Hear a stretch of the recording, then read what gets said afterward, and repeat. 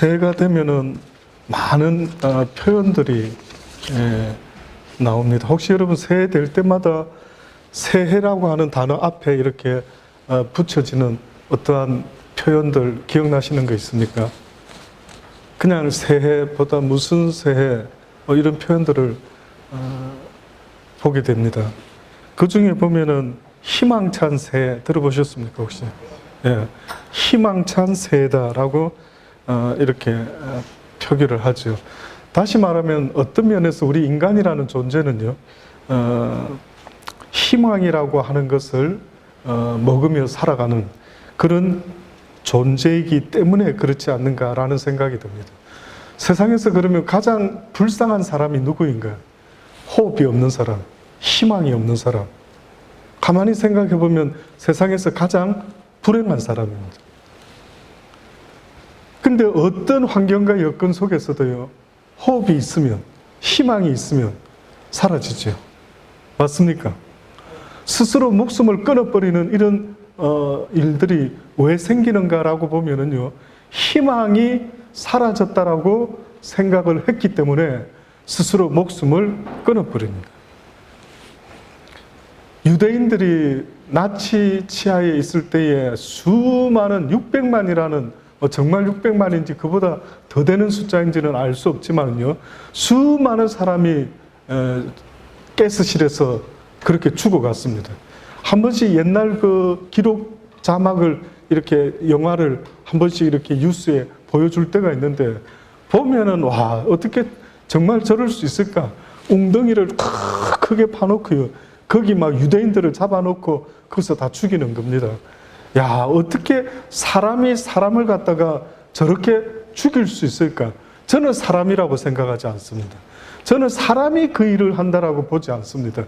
그 배후에 악한 사단이 있다라고 하면 말이 되지만 사람이 어떻게 사람을 갖다가 그 구덩이에 그렇게 넣어놓고 죽일 수가 있을까라고 생각할 때는 도무지 사람인 내가 과연 어디 가서 사람이라고 말할 수가 있을까 싶을 정도로 그런 느낌을 받을 때가 많습니다. 그 당시 때 이런 기록이 하나 있습니다. 감옥에서요, 많은 유대인들이 단지 가스실에 끌려가는 순번만 기다리면서 죽음을 기다리고 그렇게 지내던 때가 있었습니다. 그래서 독일 병사가 와가지고 오늘도 한 5명 끌고 가서 가스실에 넣고 또 오늘도 또 얼마 정도 데리고 가서 가스실에 넣고 그렇게 이제 죽이는 일을 하는 독일 병사가 있었습니다.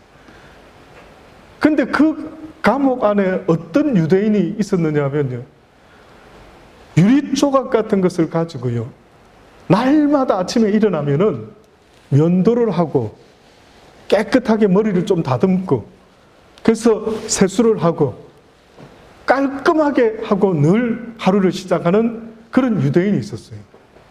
다른 유대인들은 생각할 때 의아스럽게 생각했죠. 무슨 희망이 있다고 저 사람은 아침에 일어나가지고 면도를 하고 머리를 깔끔하게 정리를 하고 언더스탠 하기가 어려웠어요. 근데 이 사람이 그렇게 할 수 있었던 것은 내가 언젠가 이 감옥에서 나갈 수도 있다. 그러면 좀 미리 준비를 깔끔하게 해놓고 있다가 나중에 가족들을 만나고 그래야 되지 않겠는가? 준비 안 돼 있다가 여기서 시름시름 앓다가 병든 몸으로 나가면 어떻게 하지? 안 되겠다라고 생각했는지 깔끔하게 준비를 늘 하고 있었던 거예요. 근데 그 독일 병사가 감옥에 들어와서 봐서 오늘 한 5명 골라서 가스실로 데려가야 되겠다라고 했을 때 이 독일 병사도 사람인지라 그 5명 선택 기준이 뭐였겠습니까? 못생긴 사람 순서? 키 짧은 사람 순서? 여러분 같으면 어떤 순서였을까요? 여러분이 독일 병사입니다. 그런데 뭔가 순서대로 사람을 데리고 나가야 돼요. 죽이러. 그 사람 마음속에도 뭔가 기준이 있었겠죠. 근데 뜻밖에도 그 기준이 뭔가 나중에 보니까요, 봐서 살아있으나 죽어있으나 별반 차이가 없겠다 싶은 거의 살아있지만 죽은 사람을 방불케 하는 그런 눈빛, 그런 태도, 지저분하고 막 그냥 아무 가치 없어 보이는 그러한 사람을 뽑아가지고요, 그렇게 가스실로 보냈다라는 거예요. 그러니 유리 조각이라 하더라도 면도를 깔끔하게 하고 있고 늘 단정하게 하고 있었던 그 사람을 죽일 수가 없었는데 아깝다 이거죠. 그 독일 병사도 왠지 아까운 생각 때문에 그 사람을 죽일 수가 없었다라는 겁니다. 그래서 그 사람은 결국은 자기가 살게 되고 가족을 만나게 되었을 때 그때 비로소 왜 내가 그렇게 했는가, 희망이 있는 한 그건 불행한 인생이 아니다. 인간이 불행해지는다라고 말할 때는 그거는 바로 희망이 사라질 때 인간은 불행한 것이다 라고 하는 이야기를 하고 있는 겁니다. 그래서 세상에서 가장 불행한 사람은 가난하거나 병든 사람이 아니라 희망이 없는 사람이라는 사실을 여러분 결코 잊어서는 안 됩니다. 어느 과학자가 흰 쥐 실험을 한 적이 있어요. 2개의 통에다가요, 쥐를 1마리씩 넣었습니다. 근데 하나는 뚜껑까지 다 덮어버려가지고 완전히 컴컴한 그런 뒤지통 같은 통에다가 쥐를 넣어놓고, 한쪽은 구멍을 좀 뚫어가지고 햇볕이 들어올 수 있도록 그렇게 해놨답니다. 그래서 이런 실험을 했는데 여러분 생각할 때 어느 쪽 쥐가 오래 살 것 같습니까? 실험해 보셨습니까? 어떻게 그렇게 자신 있게 이야기를 하십니까? 대부분 여러분이 큰 소리로 안 했지만 제가 앞에서 보니까요, 전부 다 이 군용 뚫어진 통에 있는 쥐가 오래 살 것 같다라고 이렇게 이야기를 하셔요. 해보지 않았는데. 근데 보니까 그 쥐가 오래 살 것 같다라는 거 맞습니다. 어두운 가운데 전부 다 감싸놓은 통 안에 있는 쥐는요, 불과 며칠을 못 살고 죽어버렸어요. 근데 구멍을 조금 뚫어놔서 빛이 쫙 들어오니까 그 통에 있는 쥐는 그나마 꽤 살았던 겁니다. 인간은 희망을 먹고 사는 존재라고 에릭 프롬이라는 사람은 이야기한 적이 있어요. 이 에릭 프롬은 인간은 한마디로 말하면 희망의 존재이다. 하나님을 경외한다라고 하는 것은요, 그리스도인이 된다라고 하는 것은 한마디로 어떤 의미가 있느냐면, 이제 나는 희망을 발견했다. 이제 나는 죽음 너머의 희망을 바라보며 죽음도 이기는 그러한 믿음의 삶을 사는 사람이 되겠다라고 결심하는 그 모습이 바로 그리스도인이 되었다라고 하는 그 모습입니다.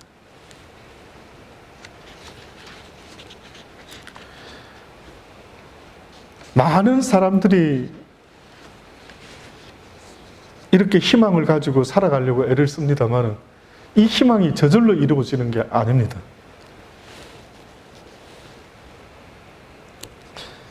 희망이 저절로 이루어지는 것이 아니라 어떻게 보면 독수리 날개침에 올라간 같이 그렇게 날마다 하나님을 향해 올라가는 그 믿음의 삶은요, 말씀과 기도가 함께 있어야만 가능하다. 그 희망의 삶은 저절로 일구어지는 것이 아니라 말씀과 기도라는 것이 있을 때에 바로 그 희망의 삶이 계속해서 지속되어 나갈 수가 있다라는 것을 성경이 우리에게 말합니다. 여러분, 예수님이 우리에게 많은 걸 가르쳐 주셨지만은 특별히 우리에게 우선순위로 가르쳐 준 것이 있으셔요. 어떻게 보면 기독교인이 된다라는 것, 희망을 바라보고 살아간다라는 것, 바로 이것을 잊어먹지 말라라고 하시는 것 같아요. 그게 뭐냐면 바로 기도입니다. 기도. 예수님이 복음 전파를 시작할 때에 마태복음 4장 17절에 보면은요, 이때부터 예수께서 비로소 전파하여 가라사대 회개하라 천국이 가까웠느니라 라고 하셨다라는 겁니다. 비로소라고 하는 이 말 속에는요, 그러면 그 전까지는 무엇으로 준비가 돼 있다가 비로소 복음을 전파하셨는데 그 비로소 그 전에 무슨 일이 있었는가라고 보니까 여러분이 아시는 것처럼 40일의 금식 기도가 있었어요. 예수님의 삶을 보면은 비포 기도라는 것이 없이는 그 어떤 일도 하시지 않았어요. 의외로 예수님은 우리에게 기도가 삶 속에 얼마나 중요한지를 말씀하고 있습니다. 무슨 일을 할 때마다 기도가 먼저 비로소 시작되기 전에 있었다라는 걸 말씀합니다. 마가복음 1장에도 새벽 오히려 미명에 예수께서 일어나 나가 한적한 곳으로 가서 거기서 기도하시더니 새벽 기도를 열심히 하셨다는 것입니다. 예수님이 설교하는 법에 대해서 그렇게 자세히 말씀한 적이 없었죠. 찬양하는 기술을 가르쳐 주시지도 않았습니다. 그런데 성경에는요, 기도에 대해서는 얼마나 많이 하나님이, 주님이 말씀하고 있는지 모릅니다. 오늘 본문의 주기도문도 바로 그것입니다. 뿐만 아니라 성전을 정의할 때 내 집은 만민이 기도하는 집이다. 교회의 정의입니다. 교회는 뭡니까?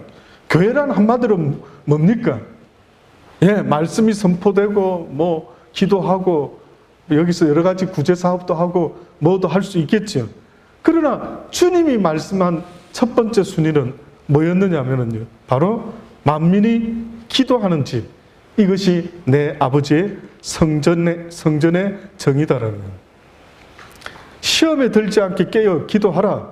너희는 기도할 때에 골방에 들어가 문을 닫고 은밀한 중에 계신 내 아버지께 기도하라. 기도의 방법론을 알려주셨어요. 기적을 베푸시는 것을 보고 제자들이 놀라워서 주님, 어떻게 이런 일이 일어날 수가 있습니까? 왜 우리들은 안 됩니까? 라고 물어봤을 때 예수님은 기도 외에는 이런 이유가 있을 수가 없느니라. 기도 많이 하면 이러한 일이 너희들에게도 일어날 수 있을 것입니다. 대단하지 않습니까? 기도라고 하는 것이 이렇게 대단한 것인지 새삼 느껴질 정도로 주님은 매사에 어떤 일들 속에 우선순위로 말씀하신 게 기도입니다. 심지어는 너희를 핍박하는 자를 위해서도 기도하라. 항상 기도하며 깨어 있어라. 기도하고 구하는 것은 받은 줄로 믿으라. 그래야면 너희에게 그대로 되리라. 이방인들 같이 중언부언하지 말라. 말 많이 안 해도 괜찮다. 누가복음 6장에는 예수께서 기도하러 산으로 가셨다고. 또 밤이 맞도록 하나님께 기도하시고 철야 기도를 하셨습니다. 고민하면서 기도하신 것이 겟세마네 동산의 기도입니다. 얼마나 땀을 많이 흘리며 기도하셨는지, 이것은 하나의 비유처럼 이야기했지만 어떤 의사가요, 반박을 했습니다. 아니다. 땀만 흘리신 것이 아니라 실제 그 땀방울이 핏방울이 되었다. 그게 가능하다. 여러분, 애간장을 다 녹인다라는 이야기 들어보셨습니까? 애간장을 녹인다. 막 가슴을 졸이면서 간절히 원하고 할 때에 이것이 피로 나가는 일이 있을 수가 있대요. 그래서 젖먹이는 엄마가요, 스트레스 받고 막 화를 품고 이러면 이 젖에서 독이 나가는 거예요. 옛날에는 그런 일이 설마 있으리라 생각도 못했지만 우리 사람의 몸은 아마 그런 것 같아요. 12제자를 선택하기 전에도 밤새 산기도를 하시고요. 또 마태복음 19장에는 안수기도도 하시고, 누가복음 23절에는 마지막에 우리가 잘 아는 것처럼 하나님께 부르짖는 기도를 하고 마칩니다. 예수께서 큰 소리를 불러 가라사대 아버지여 내 영혼을 아버지 손에 부탁하나이다 하고 이 말씀을 하신 후에 운명하셨더라.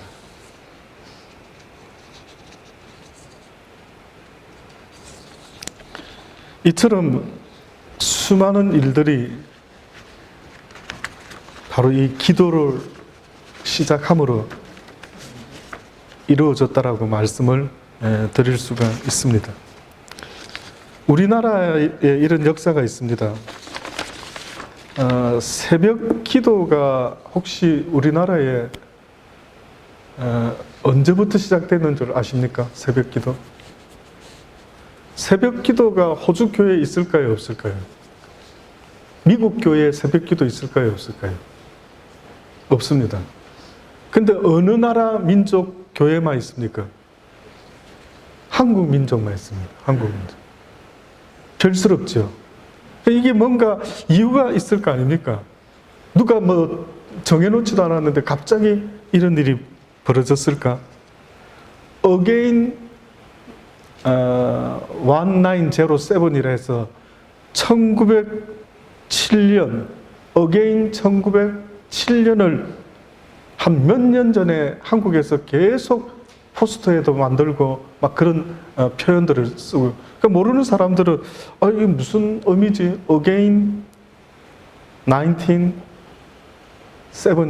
무슨 뭐가 있지? 이렇게 이제 생각을 했죠. 근데 그거에 무슨 의미가 있었느냐면요, 1907년도에 우리 대한민국의 신앙의 그 부흥의 역사가 시작된 해라고 말합니다. 토마스 목사님이라는 분이 우리나라 복음을 위해서 이 땅에 들어왔는데, 그분이 평양에서 태초로 교회를 세운 이곳에 그분이 엄청난 섬김을 가지고 봉사를 했더랬습니다. 그 우리나라 옛날에 그 평양이 동방의 예루살렘이다 라고 할 정도로 거기에 모든 것이 첫 번째 시작됐던 그런 때가 있었습니다. 그게 바로 평양이었습니다. 신학교도 처음 세워졌고, 교회도 처음 세워졌고, 또 큰 교회도, 또 모든 신사 참배를 방대하는 어떤 모임도, 모든 것들이 그 중심이 바로 평양이었습니다. 평양에 장대연 교회라고 하는 교회가 있었습니다. 1907년도에 그런 부흥이 시작되기 전에요, 1년 전에 이런 일이 있었습니다. 장대연 교회를 섬기고 있던 길선주, 박칠옥이라고 하는 이 두 분이 서로 이런 대화를 합니다. 성경에 보니 예수님께서도 새벽에 나가서 기도하셨는데 우리도 새벽에 나가서 기도합시다래 하고 그들이 그런 이야기를 했더라는 거예요.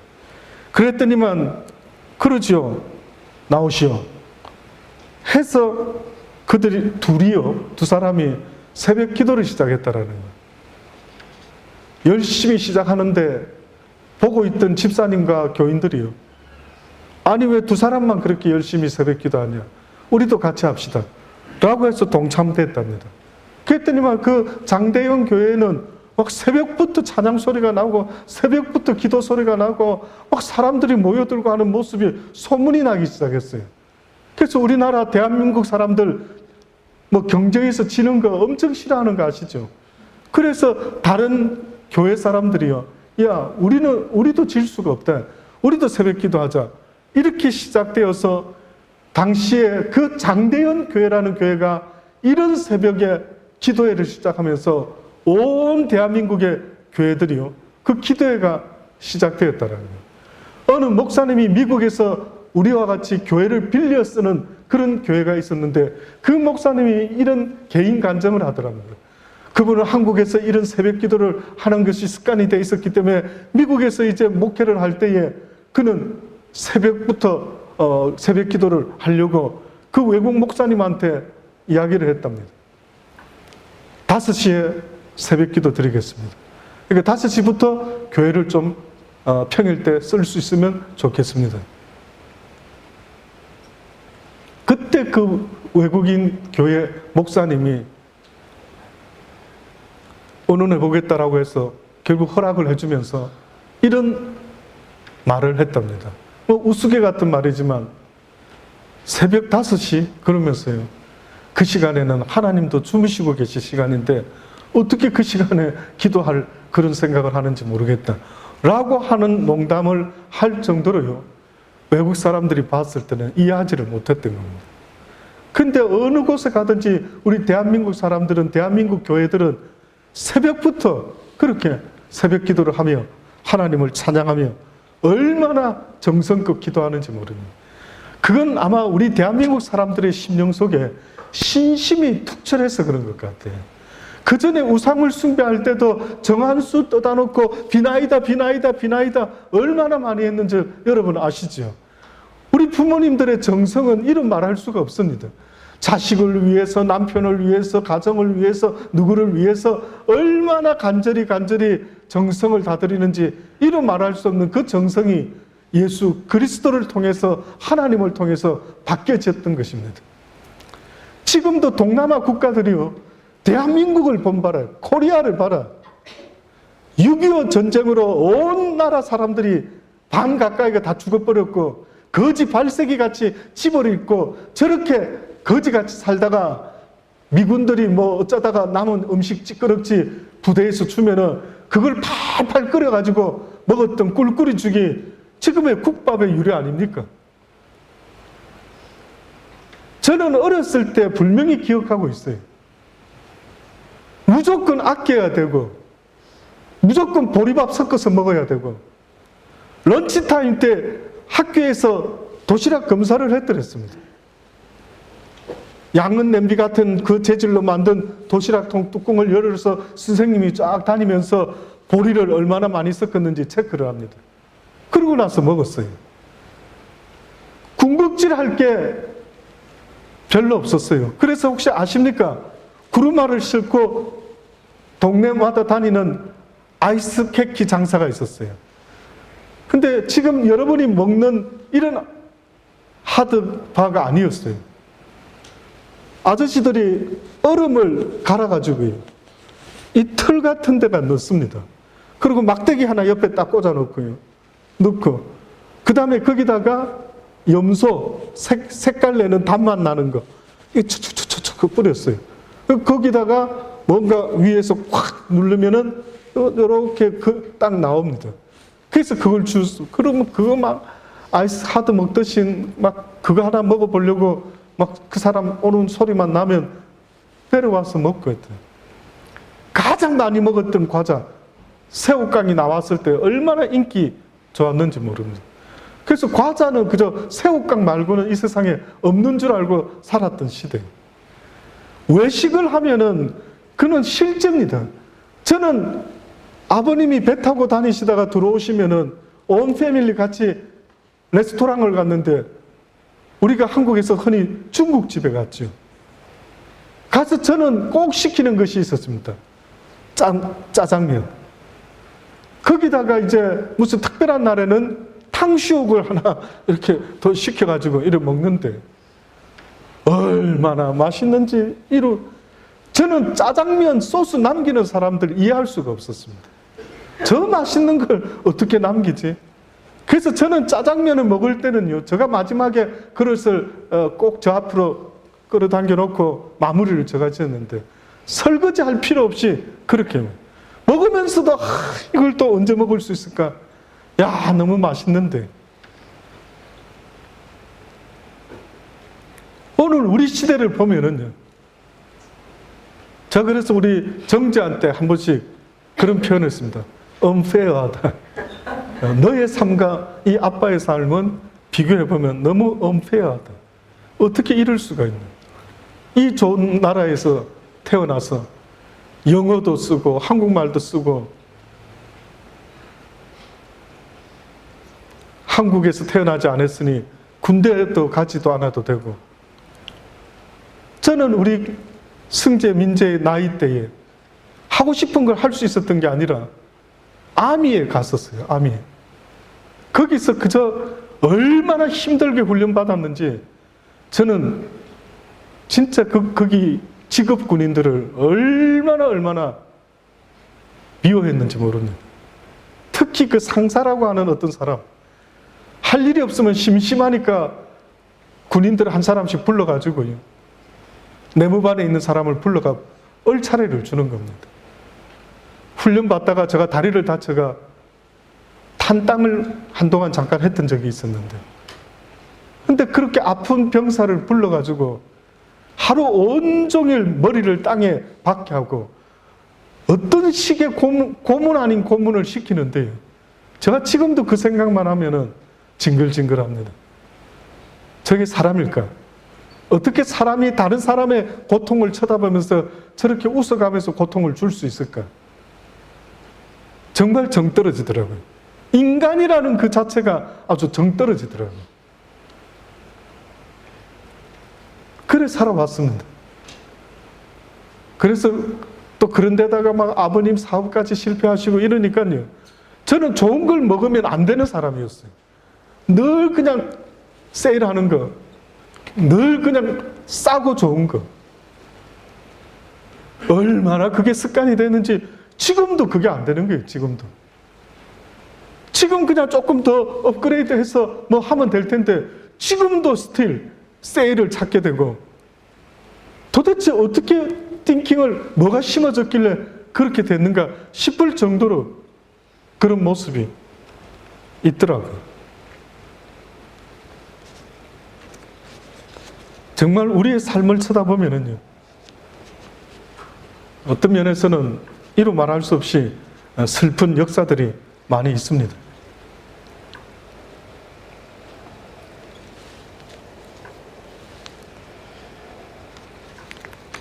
기도라고 하는 것은 하나님이 그래서 우리 민족에게 복음이 전파되었을 때 초창기 때 얼마나 많은 사람들이 열심으로 기도했는지 모릅니다. 아이러니하게도 이런 웃지 못할 에피소드가 있더라고요. 어떤 시골 마을에, 아마 미국 같아요. 조용했던 마을에 어느 날 술집이 하나 생겼습니다. 술꾼들이 모여서 밤새도록 떠들고 마시면서 그렇게 마을의 중심처럼 점점 바뀌어가고 있었어요. 근데 그 마을에는 교회가 있었습니다. 사람들이 주일날에는 아침 예배도 있었지만 저녁 예배도 있었기 때문에 수요일도 저녁 예배가 있었죠. 그 예배를 저녁에 특히 드리는데 이 술집에서 먹고 떠들고 막 소리 지르고 막 난리도 아닙니다. 그래서 이 교회 다니는 분들이 그 당시 때 기도를 했답니다. 하나님, 저 술집을 불태워 주시든지 아니면 어떻게 좀 해주십시오 하고 교인들이 열심으로 기도를 했습니다.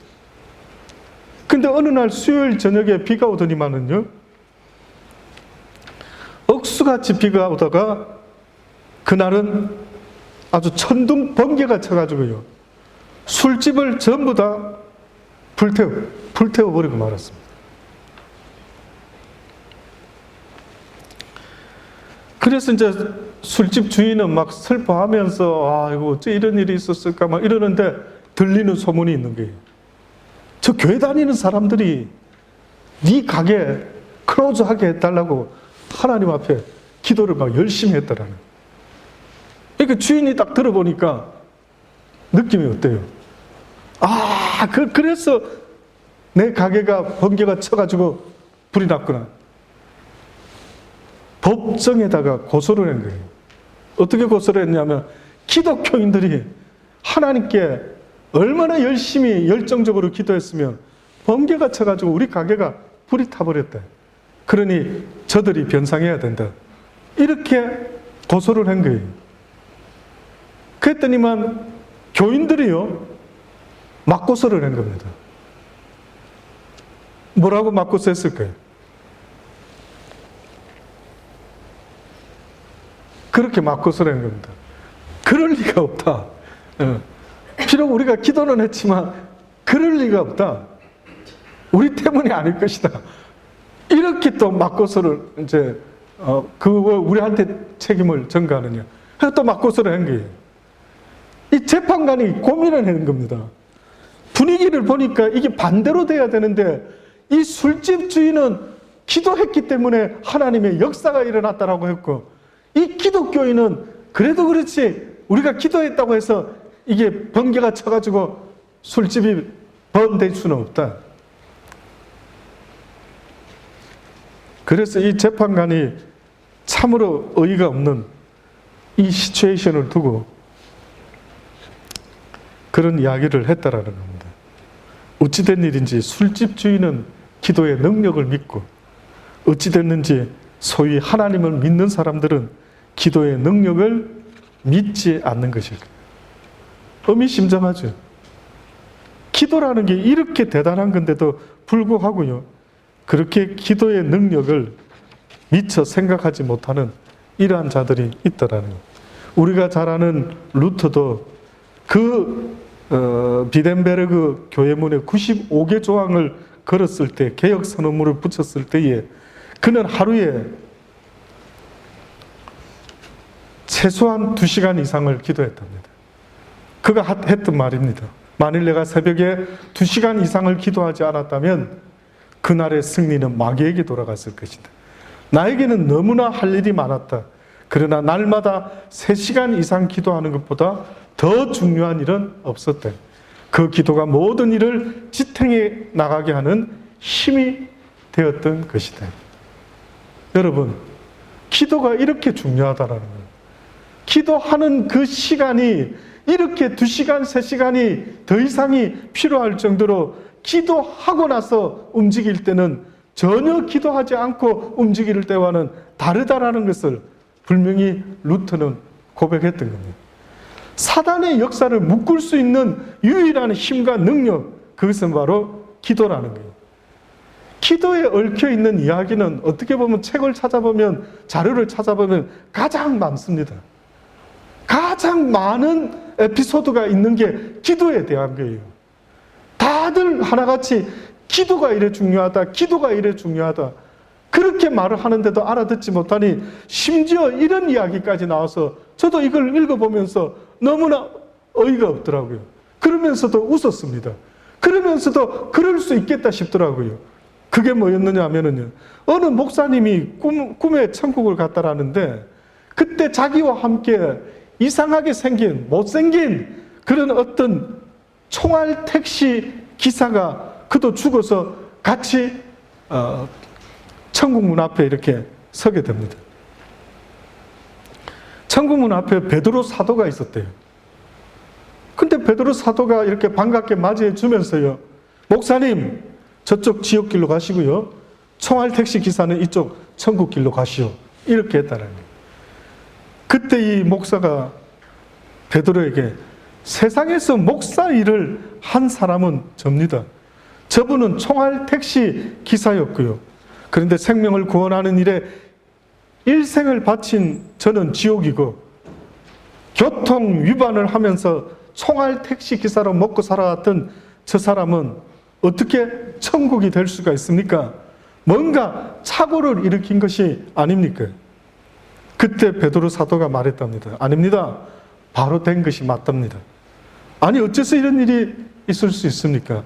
베드로 사도가 설명합니다. 목사님, 당신은 설교를 시작하면 사람들을 잠재웠지만 이 총알 택시 기사는 사람들에게 기도하게 했습니다. 이 택시만 탔다 하면은 사람들이 아이고 하나님, 아이고 하나님, 절로 하나님을 찾도록 만들었으니 이 사람은 천국에 가고 당신은 지옥에 갑니다. 우스운 이야기 맞죠? 누가 들어봐도 좀 무슨 코미디 유머 1번지 같이 그렇게 우스운 이야기. 그런데 가만히 생각해 보면 뭔가 의미가 또 있는 것도 같아요. 그렇구나. 그만큼 기도를 하도록 만들어준 이 택시기사의 역할이, 본의 아닌 이 역할이 오히려 하늘나라에 갔을 때는 네 역할이 참으로 잘했던 좋은 역할이었던, 오히려 칭찬이 있을 줄 누가 알았겠느냐. 이게. 그만큼 기도해라는 말씀입니다. 사랑하는 여러분, 2020년도에는 어떻게 새해를 시작해 볼까? 여러 가지 방법을 세워놓고 올해는 내가 이런 모습으로 신앙생활하리라 라고 하겠지만 그 첫 번째 우선순위가 돼야 되는 건 기도입니다. 그래서 우리 남자들 맨스 플레이 모임이라는 이름으로 지난주 금요일날 시작을 했습니다. 물론 여러 형편 가운데 못 오신 분들도 있지만 다음번에는 또 이제 다 함께 모여서 말씀을 나누고 아주 남성들끼리 이야기해 보니까 어찌 그래 공통분모가 있는지.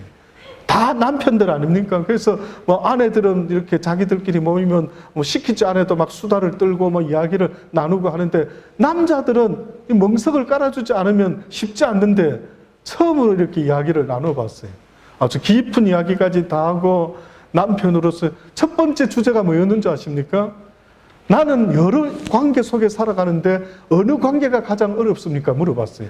하나님과 나와의 관계, 아내와 나와의 관계, 아이들과 나와의 관계, 직장 동료와 나와의 관계, 이 모든 관계가 얽히고 얽혀서 나의 라이프가 형성되어 있는데, 이 관계 중에 뭐 하나 틀어지면은 내 라이프가 너무 힘들대. 그래서 여러분은 지금 어떤 라이프가 가장 관계가 힘듭니까? 라고 물어봤죠.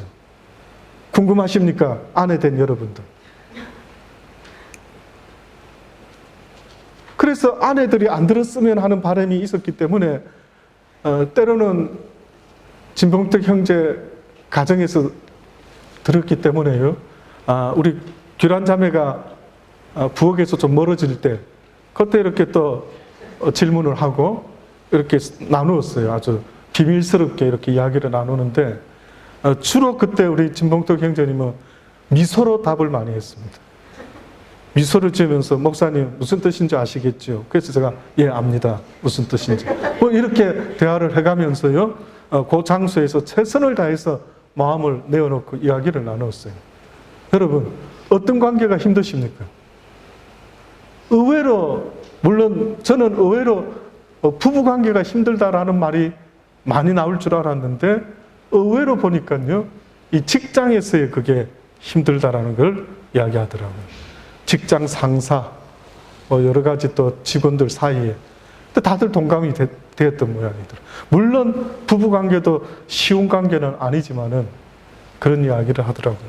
사랑하는 여러분, 날마다 우리 남성들도 모여서 이제 기도를 하면서 또 말씀을 나누면서, 그래서 아내는 아내대로, 남편은 남편대로 건강한 모습으로요.